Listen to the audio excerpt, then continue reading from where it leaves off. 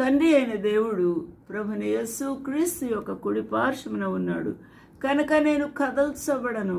యేసు ఎన్నటికి కదల్చబడడు. మరియు నా శరీరము కూడా నిరీక్షణ కలిగి నిలకడగా ఉండును. శరీరము సిలువ వేసి ప్రభువును మరణశిక్షకు అప్పగించిన ఆ వేదనలో నా శరీరము నిలకడగా ఉండును.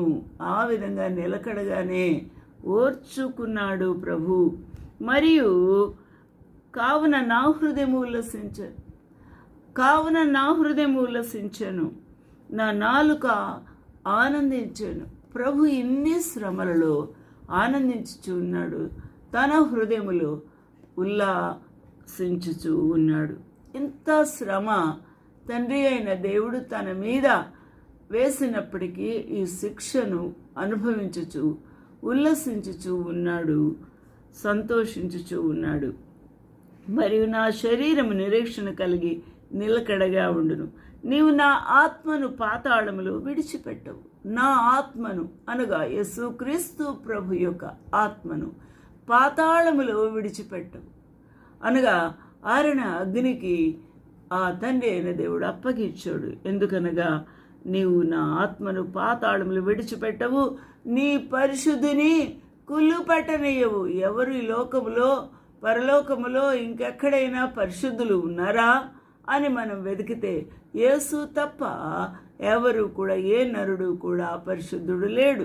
కాబట్టి ఈ పరిశుద్ధుడు తన ప్రాణము సులువుపై పెట్టినప్పటికీ కూడా అతని దేహమును ఆ యొక్క సమాధిలో, రాతి సమాధిలో పాతి పెట్టినప్పటికీ కూడా ఆ శరీరము ఆ సమాధిలో మూసి ఉంచలేదు, ఆ యొక్క దాచి ఉంచలేదు. కానీ ప్రభు యొక్క దేహము, పరిశుద్ధుని దేహము కుళ్ళు పట్టకుండానే సజీవుడుగా తిరిగి లేచి ఉన్నాడు. మరణమును గెలిచిన మన ప్రభువు, హల్లెలూయా, నీ పరిశుద్ధిని కుళ్ళు పట్టనీయవు. హల్లెలూయా, నాకు జీవ మార్గములు తెలిపితివి, అందువల్ల నీ దర్శనం అనుగ్రహించి నన్ను ఉల్లాసముతో నింపెదవు. ఇది మన ప్రభువైన యేసు క్రీస్తును గూర్చిన గొప్ప లేఖనము.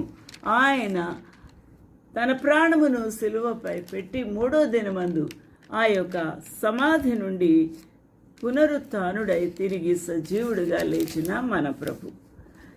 ఈ సత్యమును దావీదు మహారాజు తాను ప్రవచించి ఉంటున్నాడు. ఇక్కడ దావీదు మహారాజు యొక్క గొప్ప